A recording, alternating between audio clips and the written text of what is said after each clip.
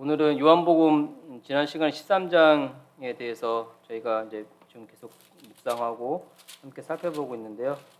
13장 21절부터 38절까지 오늘 말씀에 대해서 함께 교제드리기를 원합니다. 13장 21절에서 38절은 다 읽어보셨죠? 네, 읽어보셨으니까 바로 이제 시작하도록 하겠습니다. 오늘의 제목은 마땅한 반응이라고 제가 이렇게 제목을 지어봤습니다. 요한복음 13장 1절의 말씀해 보시면 유월절 전에 예수께서 자기가 세상을 떠나 아버지께로 돌아가실 때가 이른 줄 아시고 세상에 있는 자기 사람들을 사랑하시되 끝까지 사랑하시니라 라고 이렇게 말씀 시작하고 있습니다. 앞서서 계속 주님의 기적과 이런 표적에 대해서는 어떤 시점이 정해져 있고 특별히 이제 유월절을 맞이하게 되었고 마지막 유월절 앞에 주님께서 아버지께로 돌아가실 때가 되었다고 말씀을 하고 계십니다. 그러면서 끝까지 사랑하신다라고 자기 사람들을 사랑하시되 끝까지 사랑하셨다라고 이렇게 말씀하고 있는 것을 제가 13장을 통해서 살펴보고 있습니다. 끝까지 사랑하셨다는 것은 완전히 사랑했다 그런 의미라고 합니다. 그래서 주님의 이 땅에 오신 예수님의 그 사랑이 완전히 사랑을 이루었는데 그 사랑이 어디에서 이루어졌는지 생각해 보면 저희가 다 아시는 것처럼 예수님의 그 사랑은 그 십자가 위에서 온전히 다 이루어진 것을 생각을 해볼 수가 있습니다. 예수님의 사랑은 요한복음 3장 16절에 있는 것처럼 예수님께서 이 세상에 오신 것도 예수님의 사랑을 나타내기 위한 시작이었고 또 오늘 13장 1절에 있는 것처럼 이제 아버지께로 돌아가시는 것도 예수님의 사랑인 것입니다. 왜냐하면 그분께서 십자가에 죽으시고 거기서 부활하시고 승천하심을 통해서 아버지의 아들이셨던 그분 예수 그리스도를 증명하고 또 그것을 통해서 저희를 향한 그 사랑이 완전히 이루어진 것을 저희가 생각해 볼 수가 있습니다. 그렇기 때문에 예수님께서 이 세상에 오신 것도 저희를 위한 사랑이었고 또 아버지께로 돌아가는 것도 사랑이었습니다. 그 사랑 가운데에서 이제 자기 사람들을 끝까지 사랑하셨다고 말씀을 하고 있습니다. 지난 시간에 살펴본 대로 이 5절 말씀을 통해서 5절에 보시면 이에 대하에 물을 떠서 제자들의 발을 씻으시고 그 두르신 수건으로 닦기를 시작하여 예수님의 사랑을 이제 제자들에게 몸소 이제 나타내고 계신 것을 볼 수가 있습니다. 그러면서 육신의 더러움 뿐만 아니라 지난 시간 말씀드린 것처럼 저희의 죄의 문제, 저희의 영원한 죄의 문제도 주님께서 담당하실 것을 몸소 나타내고 그 사랑을 행하고 있는 것을 볼 수가 있는 것입니다. 그러면 15절에 이렇게 말씀하고 있었습니다. 내가 너희에게 행한 것 같이 너희도 행하게 하여 본을 보였노라. 그래서 그 예수님의 사랑은 나타낼 뿐만 아니라 그 사랑을 통해서 저희들에게 어떠한 본을 보이고 있는 것을 볼 수가 있는 것입니다. 그래서 그 사랑을 나타내고 사랑에 대해서 말씀하셨고 그 사랑에 대해서 몸소 행하고 또 제자들에게 통해서 그 사랑을 행하려고 본을 보였다라고 말씀하시면서 오늘 살펴볼 21절 이후에 그 반응들에 대해서 이렇게 나타나고 있는 것을 살펴볼 수가 있습니다. 그래서 오늘의 주제는 그 사랑에 마땅한 반응. 그래서 예수님의 그 사랑에 대한 마땅한 반응이 무엇인지 그 부분에 대해서 오늘 본문을 통해서 저희가 살펴볼 수가 있습니다.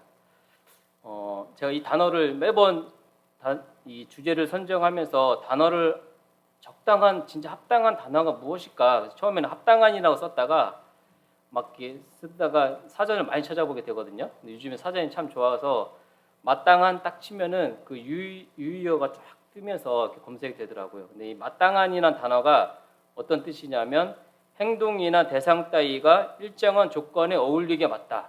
그리고 두 번째로 흡족하게 마음에 들다.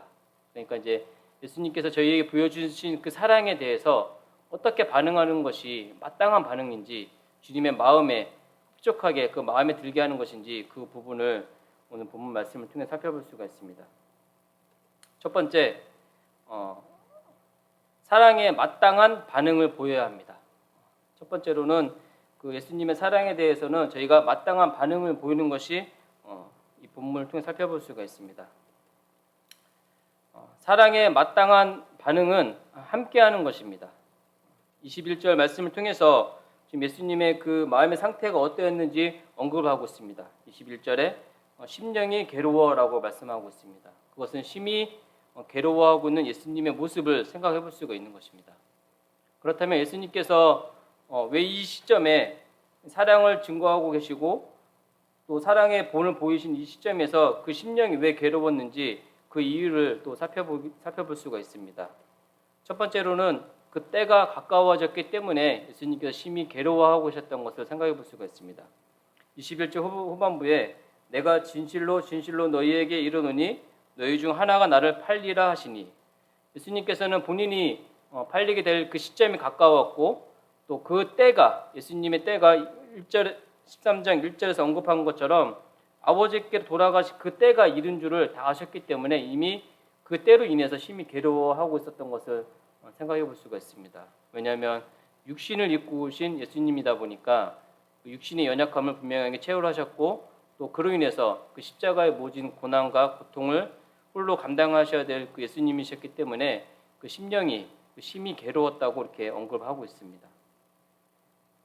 그리고 두 번째로 유다의 배신을 알고 계셨기 때문에 예수님은 심히 괴로웠을 거라고 생각이 듭니다. 왜냐하면 저희가 누가복음 19장 10절 말씀을 통해서 인자가 온 것은 잃어버린 자를 찾아 구원하려 함이라라고 말씀하고 있습니다. 예수님께서는 이 유다를 또 생각하지 않을 수가 없었던 것입니다. 유다의 배신을 알고 있었지만 그 유다를 생각하는 가운데에서 또 그 심령이, 그 마음이 심히 괴로웠을 거라고 생각이 듭니다. 그런 상황 가운데에서 이와 같이 예수님이 심히 괴로워하고 있는 그와 같은 상황 속에서 서로 다른 두 제자의 모습을 저희가 살펴볼 수가 있습니다. 하나는 그가 사랑하는 자라고 표현하고 있는 23절에 나와 있는 그가 사랑하는 자라고 표현하고 있는 그 제자의 모습을 살펴볼 수가 있습니다. 그가 사랑하는 자라는 그 표현은 예수님께서 그를 사랑하셨다라고 이렇게 말씀을 하고 있는 것입니다. 근데 그의 모습을 살펴보면 그는 예수의 품에 의지하여 누워있는 그와 같은 모습이었습니다. 예수님의 심령이 예수님께 심히 괴로워하고 있는 그때에 그 제자는 예수의 심정을 다 읽지는 못했지만 그 품에 의지하여 그와 함께 있었던 것을 생각해 볼 수가 있는 것입니다. 쉽게 생각해 보면 아주 어려운 그 심 가운데에서 당신이 사랑하는 그 제자가 그의 품에 누워서 있는 것을 생각해 보면 그것으로 인해서 예수님께서 아마 큰 위로를 얻게 되고 또 그 사랑하는 자를 통해서 아마 사랑을 나누고 있는 그와 같은 심정이었을 거라고 생각이 듭니다. 그래서 그런 제자의 모습을 살펴볼 수가 있고, 또한 제자는 앞서 이야기한 것처럼 유다를 생각해 볼 수가 있습니다. 그 유다는 30절에 이렇게 말씀하고 있습니다. 유다가 그 조각을 받고 곧 나가니 밤이더라. 그래서 그 유다는 반대로 예수님께서 그가 사랑하는 자와 반대로 그의 품에 안겨 있는 것이 아니라 그를 떠나가는 그와 같은 유다의 모습을 생각해 볼 수가 있는 것입니다. 유다의 태장은 한 무리, 사랑을 나누고 친교를 나누고 있던 그 무리에서 떠나가는 그와 같은 떠남이었고, 또 사랑을 가리키고 사랑으로 인도했던 그 목자를 떠나간 그와 같은 유다였던 것입니다. 그 유다는 즉 예수님의 그 사랑을 거부하고 떠나간 그와 같은 유다였습니다.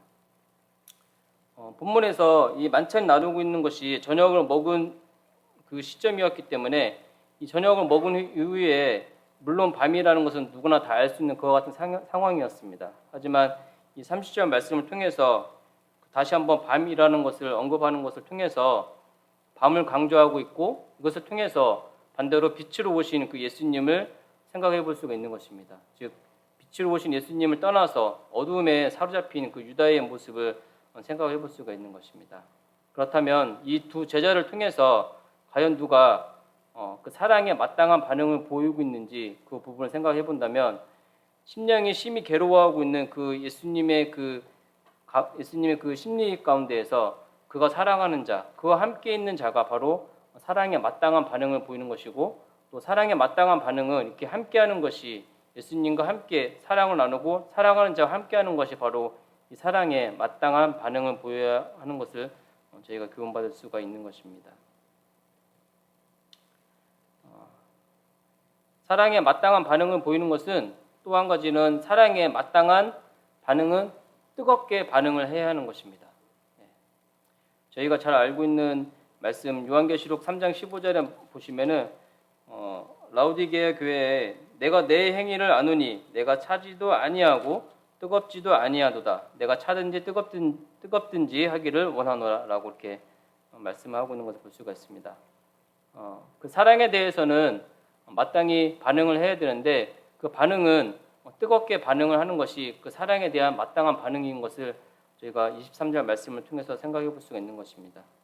앞서 말씀드린 대로 그가 사랑하는 자라고 예수님께서 그 제자를 말씀하고 있는 것을 23절 말씀을 통해서 제가 살펴보게 되었습니다. 근데 그것은 이 성경의 저자 사도 요한이 그 인물에 대해서 그 제자에 대해서 그 제자의 이름을 분명히 알고 있을 거라고 생각이 듭니다. 하지만 거기서는 그 제자의 이름을 언급하지 아니하고 오히려 그가 사랑하는 자라고 표현하고 있는 것을 통해서 그가 누구인가 보다는 그가 어떤 사람이었는지 그 부분에 대해서 이 성경에서 지금 초점을 맞추고 있고 그가 예수님에게 어떠한 사람이었는지 그 부분에 대해서 강조를 하고 있는 것을 생각해 볼 수가 있습니다. 예수님께서는 앞서 요한복음 말씀을 통해서 마르다와 마리아 그리고 나사로 그들을 다 사랑했다고 말씀하고 있습니다. 그리고 예수님은 모든 제자를 사랑하셨고 요한복음 3장 16절 말씀을 통해서도 온 세상을 다 사랑하신 것을 볼 수가 있습니다. 그래서 그 예수님의 사랑이 나타나고 있고 그 누구인가 보다도 어떤 사람인가에 대해서 초점을 통해서 본문 말씀을 언급하고 있는 것을 살펴볼 수가 있습니다. 그리고 그의 행위를 살펴본다면 23절과 25절 말씀을 통해서 그가 매우 친밀한 관계에 예수님과 있었다는 것을 살펴볼 수가 있는 것입니다. 예수님께서 21절에 내가 진실로 진실로 너희에게 이르노니 너희 중 하나가 나를 팔리라 하시니 이런 말씀을 하셨을 때 제자들이 22절에 서로 보며 그러니까 말을 못하고 서로 눈치를 보고 있는 그런 상황이었습니다. 그러면서 누구에게 대해 말씀하는지 의심하게 되고 서로 눈치를 보고 있는 그런 상황 속에서 한 제자가 있었는데 그 제자가 그가 사랑하시는 자가 예수의 품에 의지하여 누웠는지라. 그는 예수님 사랑하시는 그 자였고 그는 그때 예수의 품에 의지하여 누워있는 그와 같은 모습이었습니다. 아시는 것처럼 이 시대의 이 식사는 아주 친밀한 그런 관계를 유지하는 그와 같은 자리였고 또 식사의 습관이 이렇게 누워서 그 테이블을 기준으로 해서 긴 의자를 놓고 누워서 왼쪽으로 이렇게 받치면서 먹고 있는 그런 상황이었잖아요. 그런 상황 속에서 한 제자가 예수님의 품에 누워 있는 것을 언급을 하고 있는 것입니다. 그러면서 그때 이제 그 제자하고 좀 가까운 베드로가 이제 머리짓을 하면서 아직까지 말을 못하고 눈치를 보면서 이제 이렇게 뭐 했겠죠 하면서 누구냐라고 이렇게 물었을 때 그 제자의 행동을 보면 누워 있는 상태에서 예수님하고 대화하기는 되게 힘들었을 것입니다. 그렇기 때문에 누워서 음식을 먹는 상황에서 다시 대화를 하려면 몸을 일으켜 세워서 얼굴을 보고서 대화를 하든지 했어야 되는데 그 제자의 행위에 대해서 보면은 그가 예수의 가슴에 그대로 의지하여 말하되 주여 누구이까? 그러니까 계속해서 누워 있으면서 예수의 가슴에 누워서 그대로 그 상태를 유지하면서 예수여 주여 누구이까라고 말을 하고 있는 것을 통해서 가슴 품에 누우면서 아주 가까운 사이에서 소곤소곤하는 그와 같은 대화의 모습인 것을 생각해 볼 수가 있습니다. 그것을 통해서 그 제자와 예수님과의 관계가 아주 친밀한 관계였고 누구보다도 가까운 관계 속에서 그와 같은 상황인 것을 지금 성경을 통해서 묘사를 하고 있는 것을 볼 수가 있는 것입니다. 그래서 그는 그 예수님의 사랑에 예수님에 대해서 아주 친밀하게 뜨겁게 그런 관계를 맺고 있는 그와 같은 모습이었던 것을 바라볼 수가 있습니다. 주님께서는 인간을 창조하시고 또 그 인간을 창조하실 때 하나님의 형상대로 창조하셨다고 분명히 말씀하고 있습니다. 하지만 다른 피조물, 생물이나 동물들은 각기 그 종류대로 창조하셨다고 말씀하고 있는 것을 볼 수가 있습니다.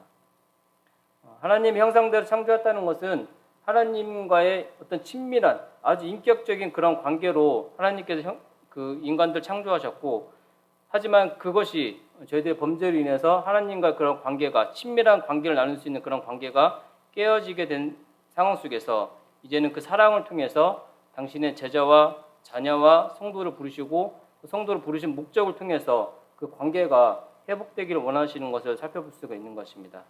그 관계는 단순한 주인과 종의 관계가 아니라 친밀한 관계, 인격적으로 교제를 나누고 예수님과의 그런 관계가 단순히 주중의 관계가 아니라 친밀한 관계 속에서 인격적인 그와 같은 관계로 이어지기를 원하시고, 그렇기 때문에 하나님의 형상대로 인간을 창조하신 것을 생각해 볼 수가 있습니다.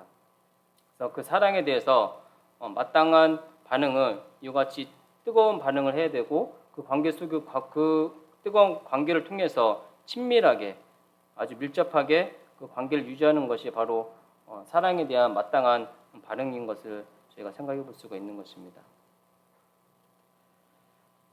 두 번째로 사랑에 마땅한 반응은 하나님께서 영광을 받게 되는 것입니다. 영광은 사랑에 마땅한 반응을 보인 자가 드릴 수가 있습니다. 유다에 대해서 31절에 그렇게 말씀하고 있습니다. 그가 나간 후에 라고 말씀하고 있고, 그 이후에 대해서 예수님께서 영광에 대해서 쭉 말씀하고 있는 부분을 살펴볼 수가 있습니다. 앞서 유다가 그 상황 최후의 만찬 자리에 있었지만 31절 말씀을 통해서 이제 그는 바깥으로 나갔습니다. 유다는 외인이었습니다. 그는 하나님의 영광에 상관없는 그와 같은 자였고, 그는 하나님의 사랑을 깨닫지 못하고 받지 못한 그와 같은 자였습니다.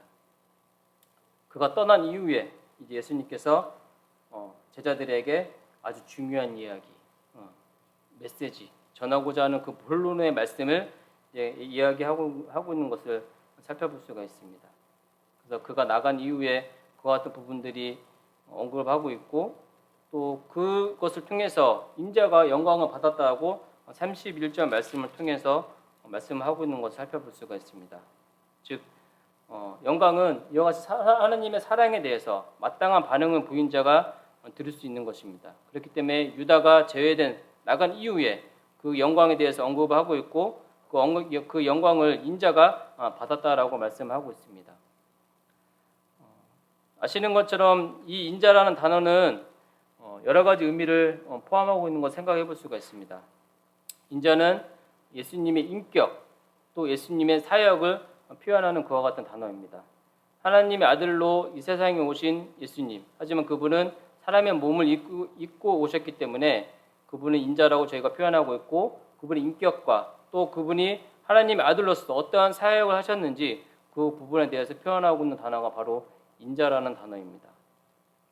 그리고 그 인자는 예수님의 권위, 하나님의 아들로서의 그 권위와 또 예수님의 영광을 묘사하고 있는 그와 같은 단어인 것입니다. 왜냐하면 그 인자라는 단어를 통해서 예수님 인자로 이 세상에 오셔서 세상을 향한 그 하나님의 사랑을 나타내시고, 그 사랑에 마땅한 반응을 보인 분이 바로 인자로 오신 예수님이다 보니까 그 마땅한 반응을 보이심을 통해서 하나님께 영광을 드릴 수 있는 그와 같은 모습을, 그 본을 예수님께서 보셨던 것을 생각해 볼 수가 있습니다.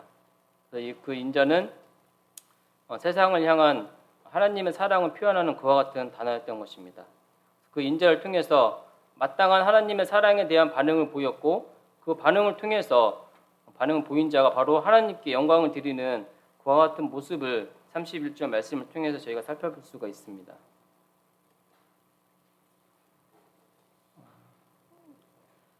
사랑에 마땅한 반응은 또 하나님 뜻을 이루게 되는 것을 살펴볼 수가 있습니다. 31절 말씀에서 지금이라는 단어를 또 이렇게 사용하고 있는 것을 볼 수가 있습니다. 지금은 유다가 나간 이후였고, 그 유다의 배신은 이제 하나님의 뜻인 예수 그리스도의 때가 실현되고 있는 그와 같은 시점이었습니다. 즉 과거와 미래를 이어지는 그와 같은 순간이었는데, 그 순간이 바로 예수님의 때, 유다의 배신으로 하나님의 뜻인 예수님께 십자가에 못 박히시고 죽으시고 부활하시고 승천하시는 그와 같은 시기가 이르는 그 시점이, 그와 같은 때가 실현되는 그와 같은 상황이었습니다. 그래서 지금은 하나님 뜻이 이루어지는 그와 같은 시간이었고, 그 하나님의 뜻은 예수 그리스도의 그 죽으심, 십자가의 죽음과 부활과 승천이 바로 하나님의 뜻이었던 것을 생각해 볼 수가 있는 것입니다. 앞서 말씀드린 것처럼 예수님께서 이 세상에 오신 것뿐만 아니라 또 예수님께서 이제는 하나님께로 돌아가는 것, 그분의 죽음과 부활과 승천을 통해서 아버지 하나님 앞에 돌아가는 것이 바로 하나님의 뜻을 이루고 계신 예수님의 모습을 생각해 볼 수가 있고, 그것이 바로 이 사랑의 마땅한 반응을 보인 그것을 통해서 아버지 하나님의 뜻을 온전히 이루어가고 있는 예수님의 모습을 저희가 생각해 볼 수가 있는 것입니다. 이 십자가는 단순한 십자가가 아니라 세상을 향한 그 하나님의 사랑을 나타내고 있고, 또 그 사랑의 권위가 있는 표현인 것을 생각해 볼 수가 있는 것입니다. 그것을 통해서 또 예수님께서 영광을 주고 있는 모습을 또 살펴볼 수가 있습니다. 그래서 하나님의 뜻을 이룬 자도 영광을 받게 되는 것입니다. 즉, 이 땅에 오신 예수님께서 하나님의 뜻을 이룸을 통해서 그 이룬 그 부분에 대해 32절 말씀을 통해서 하나님 뜻을 이룬 자에게도 영광을 받게 된다고 말씀하고 있는 것입니다. 예수님의 십자가의 죽으심을 하나님께서 받으셨기 때문에 그 하나님의 뜻을 온전히 이루신 예수님의 모습을 통해서 아버지 하나님께서 그 아들 예수 그리스도 예수님께 그 영광을 주고 있는 모습을 저희가 32절 말씀을 통해서 볼 수가 있습니다. 그 예수님의 십자가는 하나님의 사랑의 그 표현이었고 완전히 완성되는 그와 같은 모습인 것을 살펴볼 수가 있습니다. 즉 하나님의 뜻을 이룬 자가 이처럼 하나님의 뜻을 이루셨기 때문에 하나님께서 그것을 받으시고 그것을 통해서 그 이룬 자에게 하나님의 영광을 주고 있는 그 같은 모습을 32절 말씀을 통해서 제가 살펴볼 수가 있습니다. 즉 사랑에 마땅한 반응을 보이면 하나님께서 영광을 받으시게 되고 그 영광을 또 주게 되는 그와 같은 모습을 저희가 이 부분을 통해서 살펴볼 수가 있는 것입니다. 세 번째로 사랑에 마땅한 반응은 이제 하나님을 증거하게 되는 것을 또 살펴볼 수가 있습니다.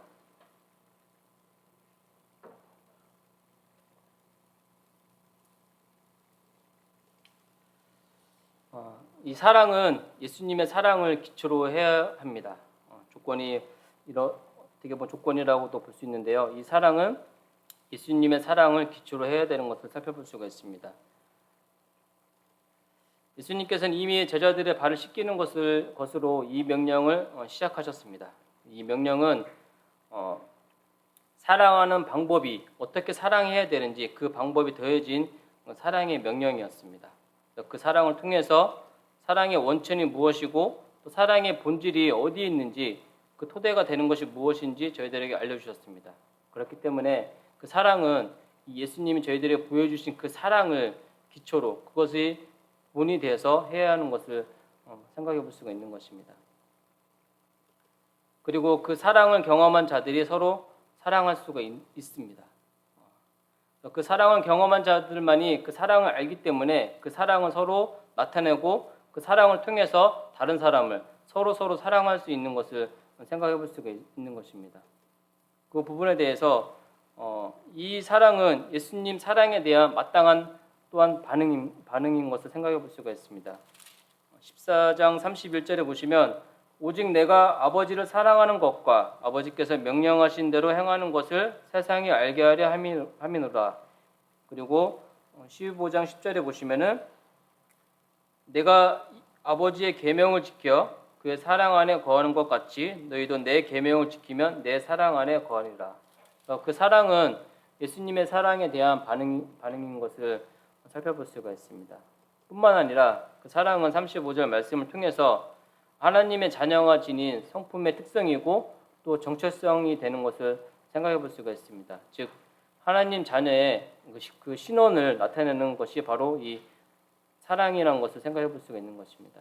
그래서 이와 같은 부분들을 통해서 사랑에 대한 마땅한 반응은 그 하나님에 대한 사랑의 반응을 나타내고 또 그 사랑을 통해서 다른 누군가에게 하나님 자녀의 성품에 대한 특성과 그 정체성에 대해서 나타내는 것을 통해서 결론적으로 아버지 하나님을 증거하는 그와 같은 역할을 하게 되는 것을 살펴볼 수가 있습니다.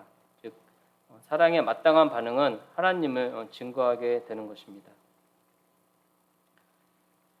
이제 말씀을 좀 정리하도록 하겠습니다. 오늘 본문을 통해서 사랑한다고 고백하는 자에게 가장 좋은 반응은 무엇일까 한번 생각해 보게 되었습니다. 누군가 나를 사랑한다고 고백을 하면은 가장 좋은 반응은 뭘까요? 싫어, 난 너 별로 안 사랑해, 그렇게 할 수도 있고, 나는 너 조금밖에 사랑하지 않는데, 그렇게 할 수도 있겠죠. 근데 가장 좋은 것은 나도 너를 사랑해 하면서 사랑을 서로 나누는 것이 아마 가장 좋은 반응일 것입니다. 그래서 서로 사랑하는 것이 바로 가장 좋은 방법인데, 이사야서 43장 7절 잘 아시는 말씀인데요. 내 이름으로 불려지는 모든 자, 곧 내가 내 영광을 위하여 창조한 자를 오게 하라. 그를 내가 지었고 그를 내가 만들었느니라. 하나님께서 영광 받으시는 것은 당연한 것입니다. 왜냐하면 그분은 하나님이시기 때문에. 하지만 인간의 범죄로 인해서 하나님의 그 영광이 받는 것이 좀 어떻게 보면 훼손된 것 같은 상황이 된 것을 또 생각해 볼 수가 있습니다. 인간들은 그 하나님의 사랑에 대해서 마땅한 반응을 보이는 것이 또 저희들에게 주어진 책무이고 의무라고도 볼 수 있습니다. 왜냐하면 그 사랑은 세상에서 말하고 있는 사랑과는 차원이 다른 그와 같은 사랑입니다. 그 사랑은 하나밖에 없는 아들 그 예수 그리스도를 이 세상에 보내셨고 또 그로 하여금 이 죽음을 맛보게 하고 했기 때문에 그 사랑은 다른 어떤 사랑과도 비교할 수 없는 그와 같은 사랑이었습니다. 그렇기 때문에 세상에서 어떤 누군가 나를 사랑한다고 하면 저의 자유의지에 따라서 그 사랑을 거부할 수도 있고 그 사랑을 무시할 수도 있고 그 사랑에 대해서 아무 반응을 나타내지 않을 수도 있습니다. 하지만 하나님의 사랑은 그와 같은 사랑이 아니었기 때문에 그 사랑에 대해서 반응을 보이는 것이 어떻게 보면은 인간들의 최소한의 책무이고 의무라고도 볼 수 있는 것입니다. 서로 다른 완전히 차원이 다른 사랑이다 보니까요.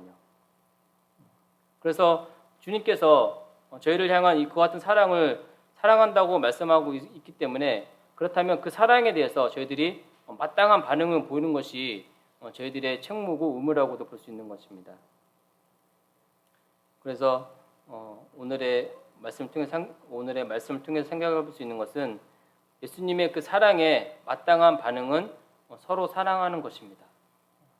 예수님께서 저희를 사랑하신다고 고백하고 그 사랑에 대해서 어떻게 사랑했는지 그것에 대해서 지금 말씀하고 있고 그 사랑을 통해서 무엇을 할 수 있는지 그 부분들에 대해서 말씀하고 있는 것을 생각해 볼 수가 있습니다.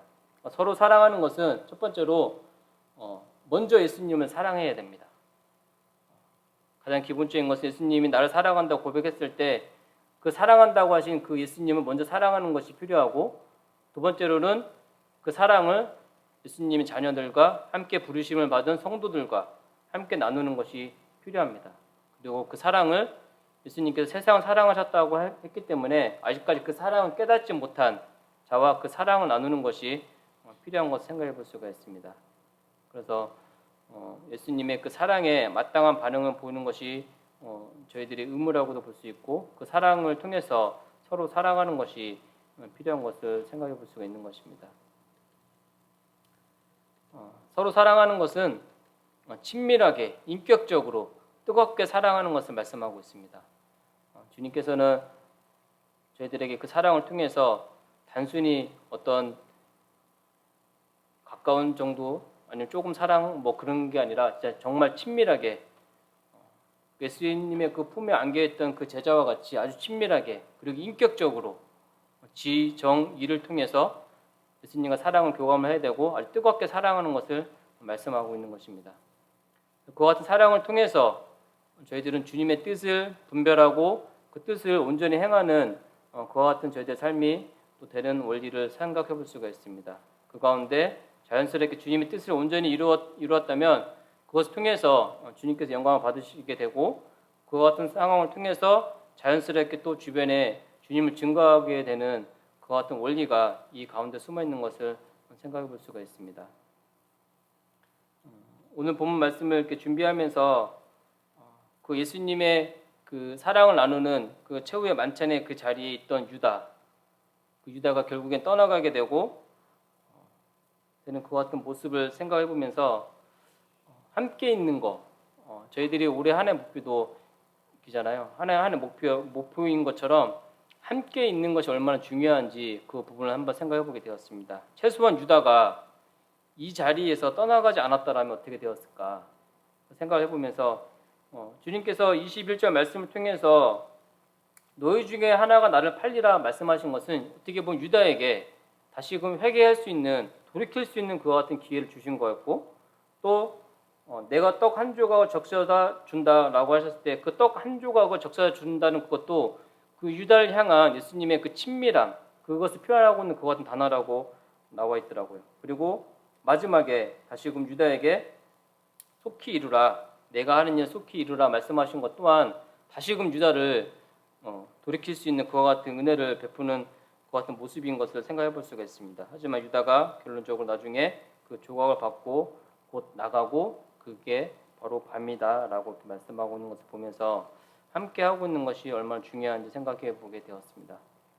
그래서 오늘 이제 본문을 통해서 예수님께서 저희들 향한 사랑을 나타내 주셨고 그 사랑에 대해서 저희들이 어떻게 반응을 해야 되는지 그 부분에 대해서 살펴보게 되었습니다.